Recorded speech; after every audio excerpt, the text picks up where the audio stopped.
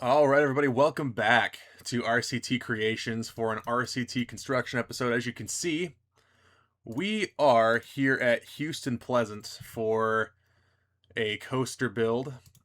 This one is going to be a Vekoma Junior or Family Suspended Coaster. I think that's what they call it, or Suspended Family Coaster, whatever the model name actually is. Data recording for this is going to be 12/28/2025, so not quite the new year yet, but gonna come out quite a bit after the new year, so happy new year if I haven't said it already, which I'm sure I would have in another video by now, unless I forget, which I might.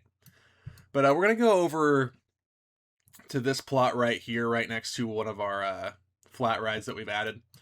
And as far as Fun Corporation goes, this would be kind of part of the initial phase of design that, I mean, coming from when it was a family park, this would be part of kind of like that, idolation of this park. I don't know if idolation's a word, but I went with it. But just kind of like the initial thought and design behind this park, this would have been kind of a part of the initial design. So before it was scaled up after Time Warner sold Six Flags, this would have been a part of what the initial expansions for the park would have been. And we're going to go ahead and get started here. Now, this is a pre-built design, not pre-built in like we're going to go in here and select one of these, but pre-built in my design world, so I have an idea of what the layout already is heading into it. We're going to get kicked off. I got to find the right spot for this. I had it all mapped out, but now it's just a matter of finding the correct spot here. I'm going to get the colors painted how I want them already. So we're going to do bright yellow track, gray supports, and then yellow trains with black shoulder harnesses here. So actually I can go a little bit further forward on this because we want to leave just one space there, just like that.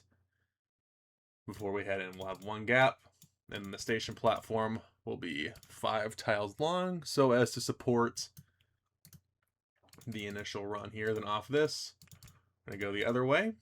And then our final brake run is going to be right here. With this being a suspended family coaster, there's not going to be more than one train, so we don't need to worry about putting a transfer track in. There's none of that stuff to really worry about, but we'll go ahead and get kicked off here with a right-hand turn out of the station into the lift, and we're going to do one kind of vertical spot so we can get lined up, and then we're going to go up to, make sure I have the height correct, because the height's always slightly different. We're going to go up to 50 feet, which is going to be about 40 feet off the ground in game. So that's going to be our max height right there.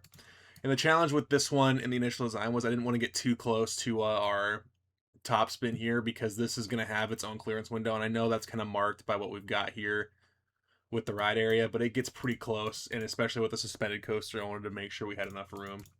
But we'll drop off the lift, go into one of these tiny turns, then we're going to go into a downwards helix, much like the family suspended coasters that were designed in the early 2000s.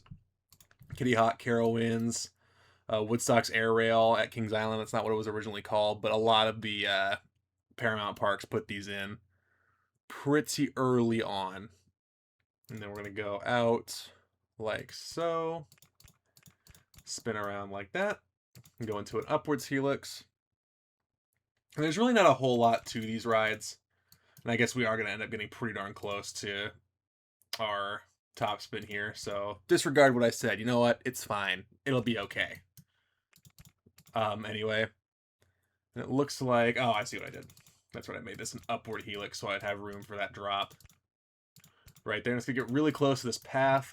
And one thing that was kind of challenging with this design as well, I didn't want to have to redesign all these paths because, I mean, these were just done 2 years ago. This is going to be a 2002 coaster. This park opened in 2000.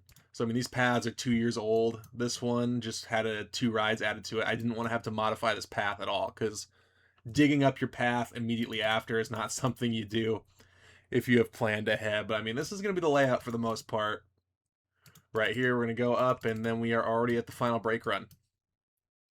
So I mean, that's the design. So this is a pretty short build here, and then with Houston Pleasant, it's not going to be, terribly intricate on the station design like it may be at Funland or Joyland if I was going to go all in. Even Joyland has a couple rides where they're not really, you know, horribly cohesively themed, but we make it work. But before I end the live com, I'm going to kind of get the station area built up because I want it to be kind of 4 across here, and then we'll move on from that. But the nice thing about having it built where it is now you kind of have this nice spot here inside where the queue overflow area can be. With it running 1 train, we're not going to put too much queue overflow in there just because we don't want to get too carried away. And then another nice thing about the area this is in, so I kind of want to leave this flat because if for whatever reason the train would stop out here and you'd have the evac, you want to have enough room to do that. So we'll leave that, and then we can put a catwalk underneath our brake run right there. But that should do it for the live com portion. We'll go ahead and jump over into the time lapse. And kicking off the time lapse, we're gonna go ahead and put in the catwalk. That's what I'm looking for underneath the lift hill here. Very standard one. A lot of the modern coasters you're gonna see me do are gonna be these kind of steel base blocks. There's a name for them in game, but I can't think of it off the top of my head right now. And then we're gonna work on our queue line here, just to kind of break apart the tedious section of building the catwalk. So we got the under portion of the final brake run there as well.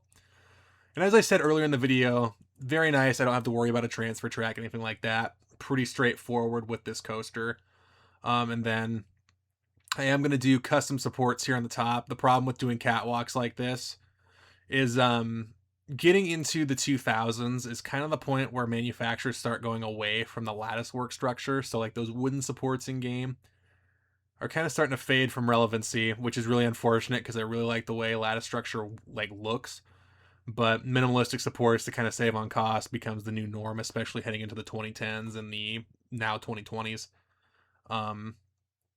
But yeah, we're going to get this one all set up. You saw me kind of fade a little bit there and put like raised 2 land tiles up to try to kind of try to get it to fit. And, I ended up getting it figured out. It takes me an embarrassingly long time to get it figured out because I thought I could line it up right there, but I couldn't.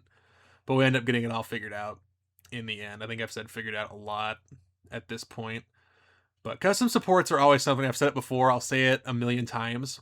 If I have patience, very easy to do. If I do not have patience, oh my goodness. The fortunate thing is, again, if you haven't seen my channel before, seen an RCT construction episode, I am fine with the look of the in-game supports most of the time. On the lift hills for some of the bigger coasters with these catwalks, I have to go into the custom scenery stuff to kind of get it to look nice or acceptable.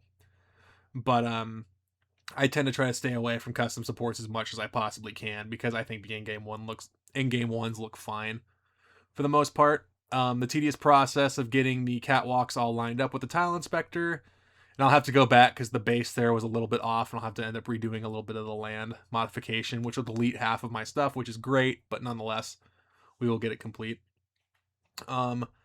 Finishing touches for this ride, I will go over the final stats. I haven't tested it yet, but final stats for this coaster, which will be named Wings of Flame with the yellow track. Probably could have named it something else with the entrance and exit being backed up to kind of the aquatic section, but I thought with the top spin right there, which is named Fireblade, I thought it was kind of a cool name, so I went with it. Our final stats are excitement rating of 2.97, intensity rating 2.78, and a nausea rating of 2.80. For the compact inverted coaster or the Vekoma coasters, I think that's fits pretty darn well.